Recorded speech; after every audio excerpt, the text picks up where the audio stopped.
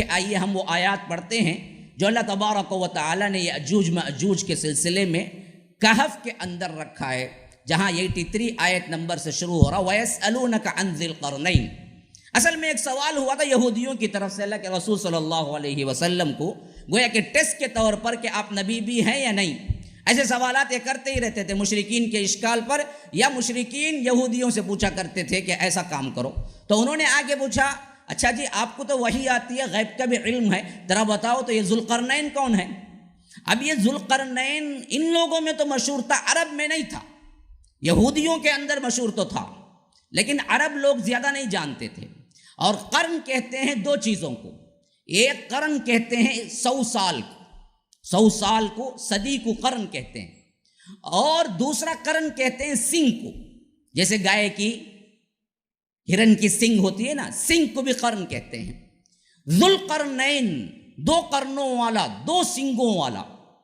تو ایک مفسرین کا مطلب یہ ہے، ایک طبقے کا، ان کو یہ نام اس وجہ سے پڑا کہ یہ اپنے تاج میں 2 سنگ رکھا کرتے تھے، تو اس وجہ سے یہ ذوالقرنین پڑ گیا کہ 2 سنگوں والا۔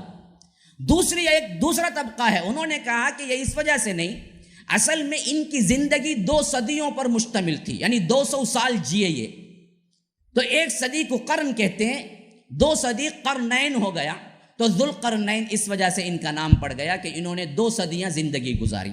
یہ دونوں روایات ہمیں ملتے ہیں، لیکن اصل نام روایتوں میں بھی نہیں ملتا کہ ان کا اصل نام کیا تھا ذوالقرنین کا۔ لیکن قرآن سے معلوم ہوتا ہے کہ یہ بہت اچھے اور نیک دل، انصاف پسند بادشاہ تھے لیکن نبی نہیں تھے۔ تو اللہ تبارک و تعالیٰ جب انہوں نے سوال کیا تو اللہ نے ایک پوری مکمل طور پر ان کی ہسٹری بیان کر دی کہف میں۔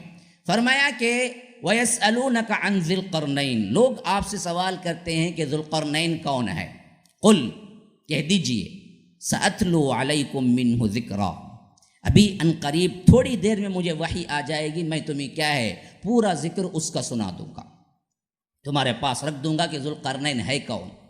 قل سأتلو علیکم منہ ذکرا انا مکننا لہ فی الارض وآتیناہ من کل شیء سببا فاتبع سببا، ہم نے اسے تمکین فی الارض دی تھی، وہ بادشاہ تھا، اور وہ بادشاہت کے اپنے زمانے میں اپنا پورا لاؤ لشکر لے کے ایک بہت بڑی جنگ کے لیے نکلا۔ تو پہلی جنگ کا ایک ذکر اللہ تبارک و تعالیٰ کرتا ہے۔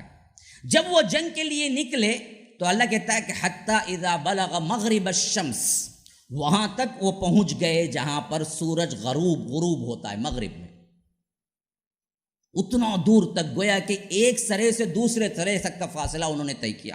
مغرب الشمس وجدها تقرب في عین حمیۃ ووجد عندها قوما، اور سورج وہ ڈوب رہا تھا، وہ ایسے لگ رہا تھا گویا کہ کیا ہے ایک چشمہ ہے، اور اس میں کیا ہے یہ لال لائٹ جو غروب کے ہوتے وقت لگتی ہے، وہ لال لائٹ پڑنے سے بالکل ہی کیا ہے لالگی پھیل گئی تھی۔ ایسی حالت میں وہاں پر انہوں نے ایک قوم کو پایا۔ اللہ تبارک و تعالیٰ کہتا ہے ہم نے کہا ان سے، تو ہو سکتا ہے دل میں بات ڈالی ہو یا کسی اور ذریعے سے، نبی تو نہیں تھے کہ وحی آئے۔ فرمایا قلنا یا ذا القرنین، اے ذو القرنین، اما ان تعذب و اما ان تتخذ فیہم حسنا، چاہو تو تم ان کے ساتھ حسن سلوک سے پیش آؤ، چاہو تو ان کو کیا قید و بند کر کے رکھو، ہم تمہیں پوچھنے والے کچھ نہیں ہیں۔ کتنے نیک بادشاہ ہوں گے کہ اللہ نے یہ آپشن نہیں دیا ان کو کھلی چھٹی دے دی، تم چاہو تو ان کو مار کے قید میں بند رکھو، نہیں پوچھیں گے ہم تجھ سے، چاہو تو تم کیا کرو احسان کر کے ان کو چھوڑ دو، اس پر بھی سوال نہیں ہوگا۔ اما ان تعذب و اما ان تتخذ فیہم حسنا۔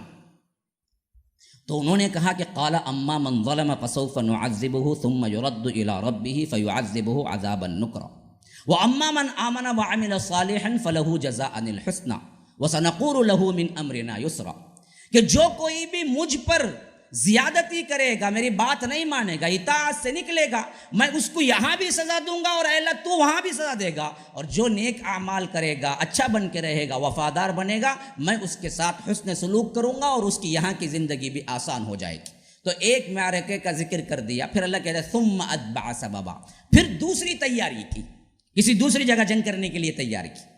فرمایا کہ حتی اذا بلغ بین السدین، وجد من دونهما قوما حتى اذا بلغ مطلع الشمس وجدها تطلع على قوم لم نجعل لهم من دونها سترا كذلك وقد احطنا بما لديه خبرا، کہ دوسری طرف مشرق کے اس کنارے پہ پہنچ گئے جہاں سے سورج طلوع ہوتا ہے، اور وہاں پر ایک ایسی قوم کو پایا جن کو کوئی چھت بھی نہیں تھی، یعنی ایسے کنوار تھے، ایسے قبائل تھے جن پر کوئی خیمہ بھی نہیں تھا، کھلے آسمان تلے زندگی گزار رہے تھے، اتنے غریب تھے۔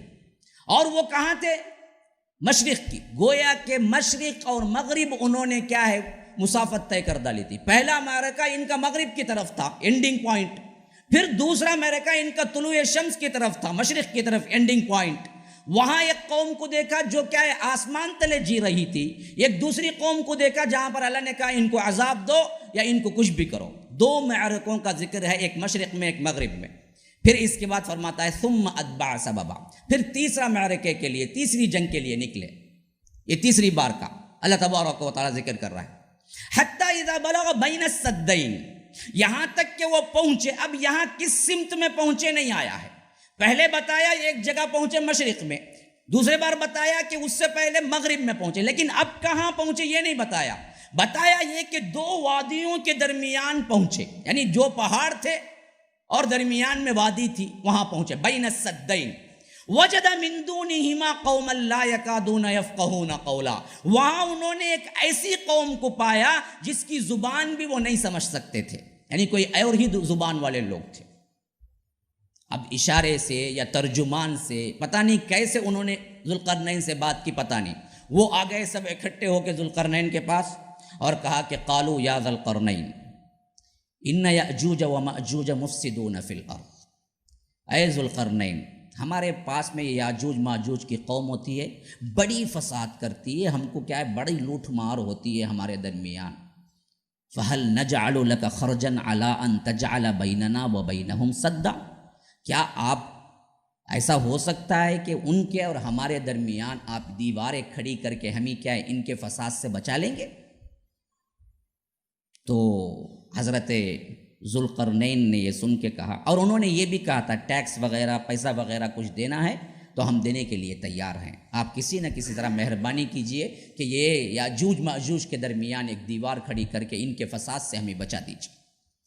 تو ذوالقرنین نے کہا مجھے پیسے ٹیکس کی ضرورت نہیں۔ اسی سے معلوم ہو گیا کہ بادشاہ بہت اچھے عادل تھے۔ انہوں نے کہا کہ قال ما مکنی فیہ ربی خیر فاعینونی بقوت اجعل بینکم وبینہم ردما، دیکھو اللہ نے مجھے بہت ہی پہلے سے مال دے رکھا ہے، مجھے مال کی کوئی ضرورت نہیں ہے، ہاں مین پاور میرے پاس نہیں، میں دور سے آیا ہوں۔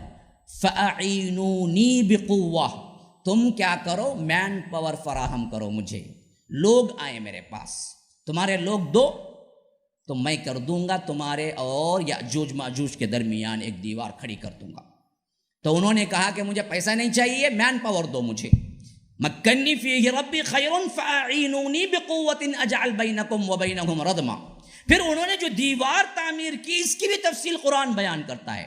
انہوں نے کیا کیا کہ آتونی زبر الحدید، کہا کہ بڑی بڑی لوہے کی تختیاں لے آؤ، حتی اذا ساوا بین الصدفین قال انفقوا حتی اذا جعلہ نارا قال آتونی افرغ علیہ قطرا فما استطاعوا ان یظہروہ وما استطاعوا لہ نقبا، کہ انہوں نے کہا کہ اس کو اچھی طرح آگ میں دہکاؤ دہکاؤ دہکاؤ دہکاؤ دہکاؤ، جب دہکا کہ وہ انگار بن جائے گی تو وہ انگار کی بڑی بڑی تختیاں درمیان میں کھڑی کرو، اور پیسٹنگ کے لیے کیسے کھڑی ہو، مسالہ تو ہونا چاہیے نا جی، اینٹ کو اینٹ لگائیں گے تو بھی مسالہ ہونا چاہیے نا۔ اب لوہے کی تختی اور ایک لوہے کی تختی کیسے کھڑے گی؟ تو انہوں نے کہا کہ درمیان میں تانبا پگھلا کے ڈالو۔ تانبے کو کیا کیا انہوں نے پیسٹ کے طور پہ استعمال کیا، اور بڑی بڑی لوہے کی تختیوں کو درمیان میں کھڑی کی، اور ایک اونچی دیوار تعمیر کر کے اس کے اوپر سے پلاسٹرنگ جو کی وہ تانبے سے کر دی، اور اس کے بعد کہا کہ فما استطاعوا ان یظہروا وما استطاعوا لہ نقبا۔ دیکھو یہ اس وجہ سے میں نے کیا ہے کہ اب ان کے اندر یہ استطاعت نہیں ہوگی کہ وہ اندر سے بھی نقب لگا سکے، نہ باہر والوں کی یہ استطاعت ہے کہ باہر سے توڑ کے اس کے اندر داخل ہو سکے، اتنی مضبوط دیوار میں نے کھڑی کر دی۔ لیکن قال ھذا رحمت من ربی، یہ سب جو کچھ بھی ہوا یہ میرے رب کی رحمت کی طرف سے ہوا، میرا اپنا کچھ نہیں تھا۔ یہ نیک لوگوں کی بات ہے، نیک لوگ جتنا بھی خیر کرتے ہیں ان کی منڈی اونچی نہیں ہوتی، ان کے چہرے تناؤ میں نہیں آتے، وہ اکڑ میں، وہ اور جھک جاتے ہیں، کہتے ہیں کہ بھائی میرا کچھ نہیں، بھائی جو ہوا رب العالمین کی طرف سے ہوا، میری کیا حیثیت کہ میں کچھ کر سکوں۔ تو یہ بھی بڑے اللہ والے تھے، انہوں نے کہا ھذا رحمت من ربی، یہ اللہ کی رحمت ہے جو اللہ تبارک و تعالی نے مجھ پہ کی تھی۔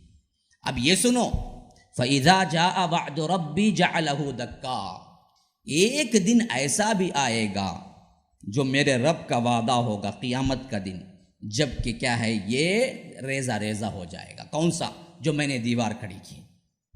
وَكَانَ وَعْدُ رَبِّي حَقًّا، اور یہ چیز ہو کر رہ جانے والی ہے۔ تو بنتے وقت ہی انہوں نے کہہ دیا کہ یہ بند اس وقت تک ہے جب تک قیامت کا قیام نہیں ہوتا، قیامت کے قریب اللہ اس کو خود کیا کر دے گا، توڑ دے گا اور یہ باہر نکل کے آئیں گے۔ وعد ربی جعلہ دکا وکان وعد ربی حقا، یہ ہو کر رہنا ہے۔ بس یہاں سے بات ختم ہو گئی ماضی کی۔